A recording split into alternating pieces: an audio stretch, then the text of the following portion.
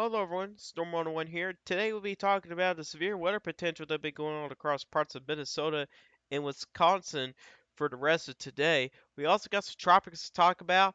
Going to get a little bit more active again across parts of the Caribbean, really generally most of the Atlantic overall.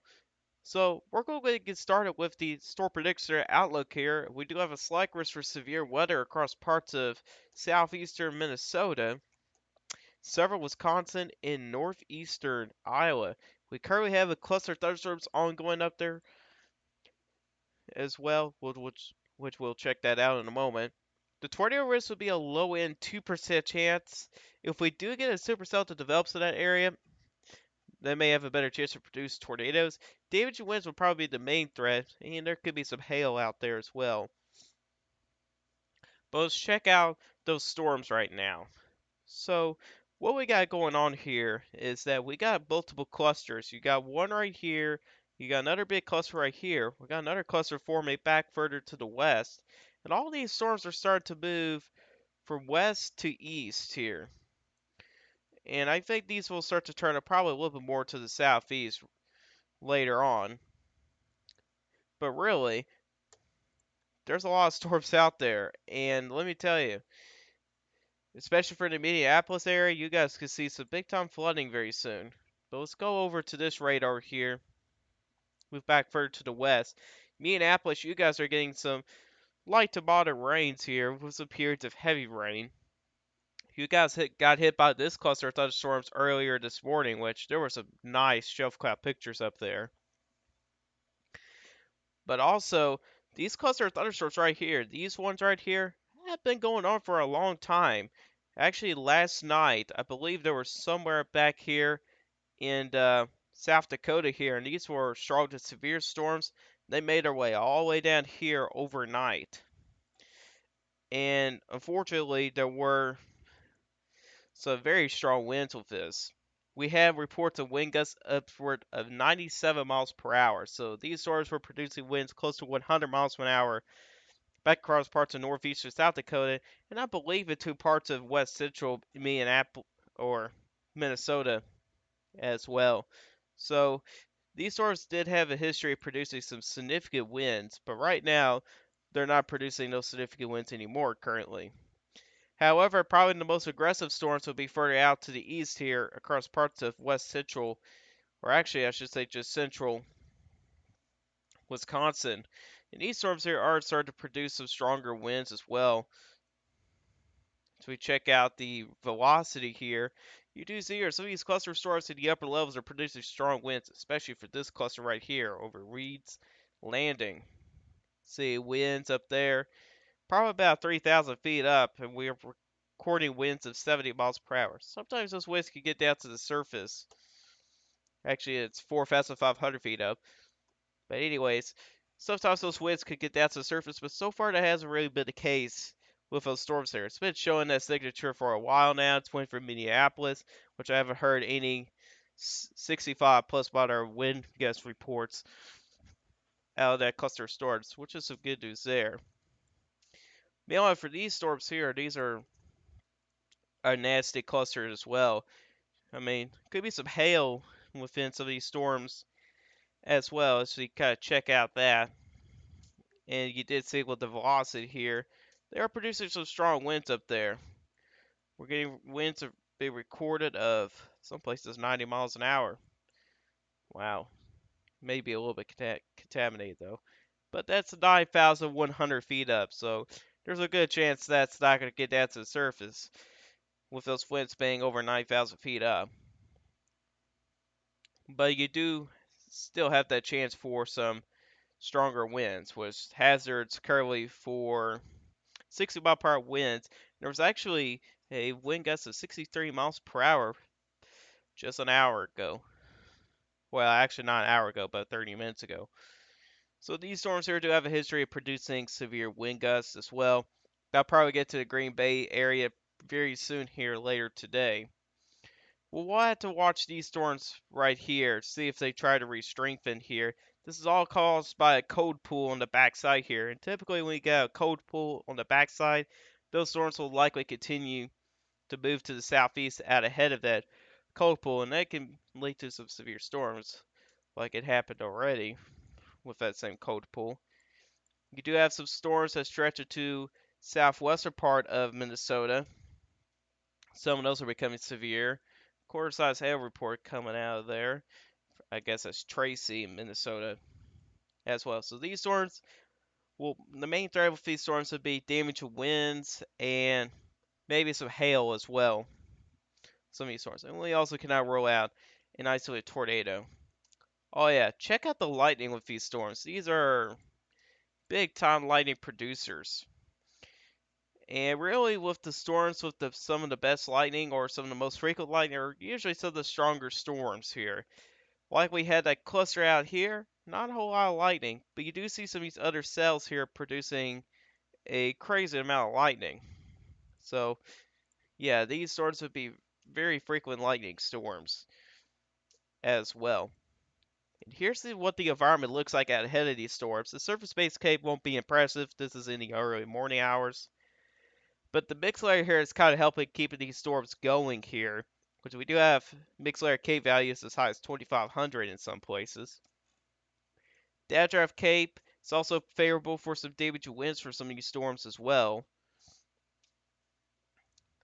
Mid-level average is actually a little bit on the stronger side for some areas, so some hail will be possible for those storms.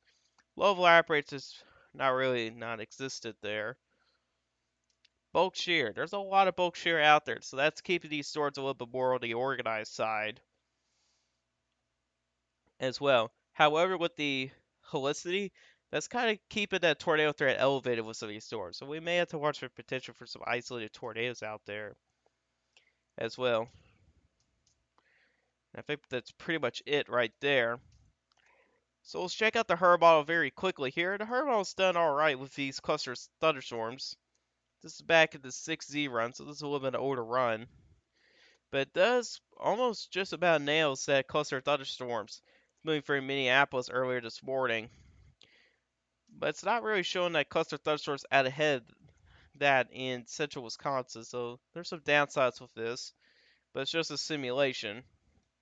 But you do see these cluster thunderstorms continue to move to the southeast and to a little bit more to southern Wisconsin, northern Illinois. So areas in southern Wisconsin, northern Illinois, even across parts of the northern and northeastern part of Iowa, still needs to watch for that severe weather threat later today. And those storms will die out overnight. And the model does try to hint on some more storms, some more clusters around the Indiana area later Wednesday night. But overall, there's going to be a severe weather threat across parts of Minnesota, Wisconsin, northern Iowa, northeastern Iowa, maybe into northern Illinois, pretty much for today, at least for the rest of today. We already had severe weather overnight, and I think that severe weather threat will likely continue throughout the rest of the day. So that's pretty much the severe weather side of things out of the way. I think we'll just skip to the highest names since we already kind of checked out the environment here already. And when we looked at the environment, seems still to be favorable for some severe weather for the rest of the day. Alright, let's go ahead and move to the tropics here, which I'm sure that's what you guys are most interested about.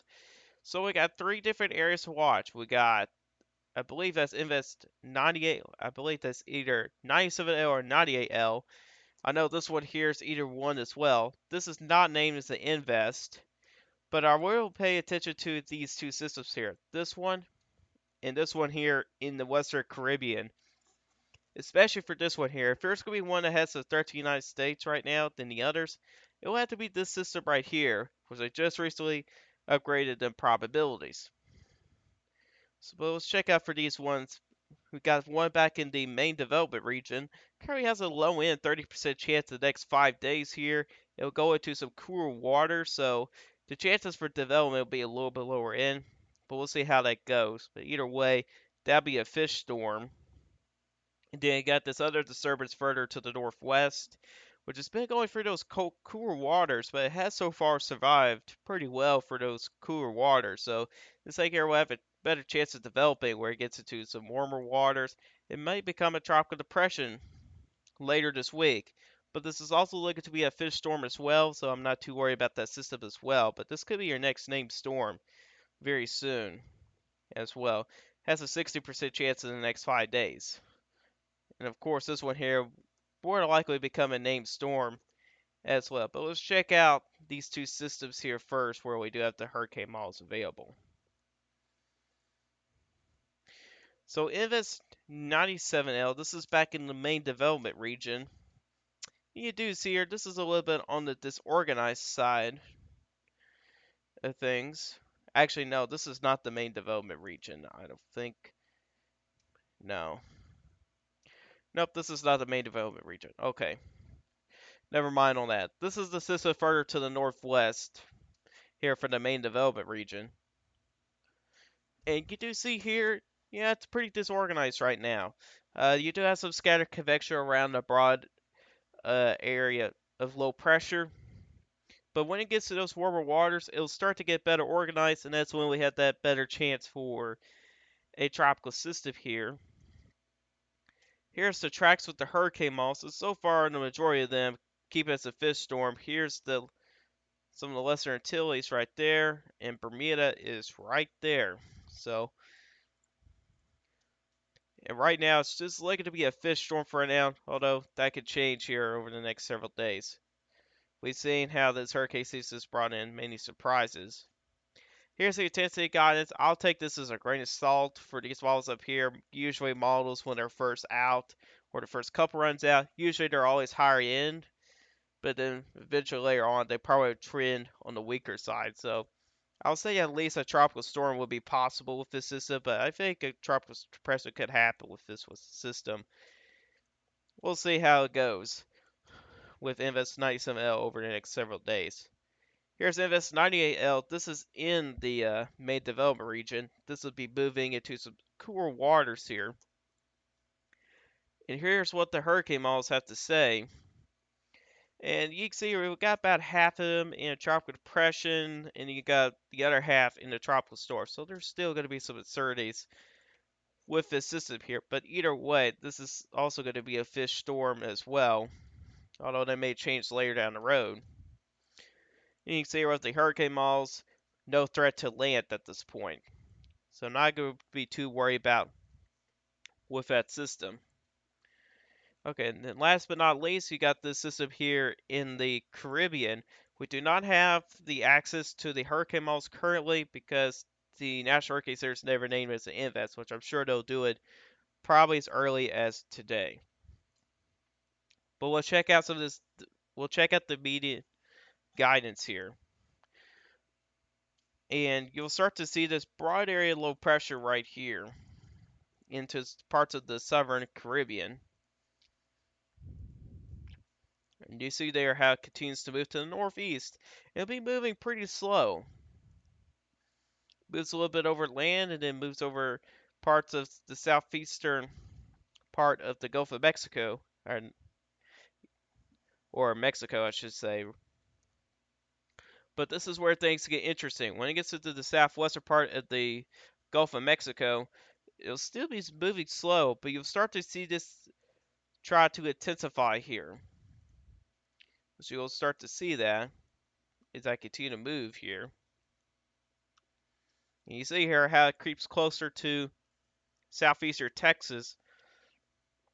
That could be moving inland as well. Now this could change here since we are pretty far out. And this model here has not been very consistent. However, it's been pretty consistent here that a tropical system will develop. So that's at least a guaranteed. But you do see how it moves inland, and this could be the worst case scenario here, where it just dumps a lot of rain with the system here. Even when it gets into the panhandle of Texas, it's still dumping a lot of rain. And here's the current forecast for the European ball. This is how much rainfall could fall from this storm. So yeah, some pretty impressive rainfall totals. Really anywhere from 5 to 10 inches of rain in some places. But keep in mind, things are going to change here with the system here, since we are still far out. If you check the GFS model here, it's a little bit worse.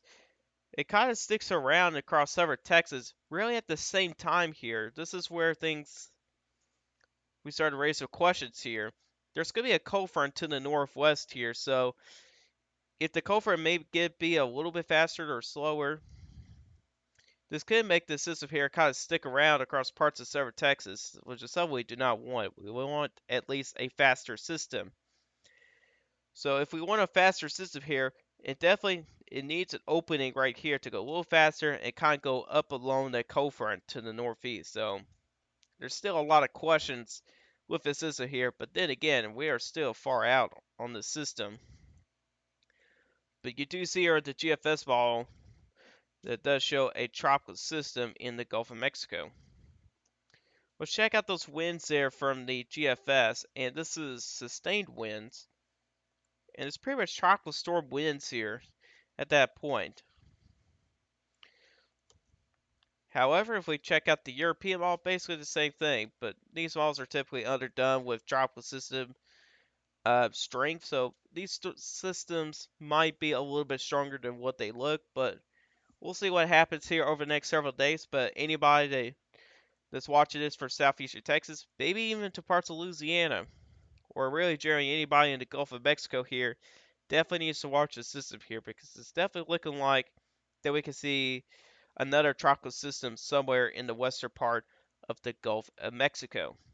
But anyways, guys, this is our for you guys today. Hope you guys enjoyed this video. If you guys like this video, hit that like button. If you already like my channel, hit that subscribe button. Hit the bell notifications so you never miss an upload. If you guys have questions about this, leave it in the comment section down below. I'll answer you guys' questions, and I'll see you guys in the next one. Goodbye.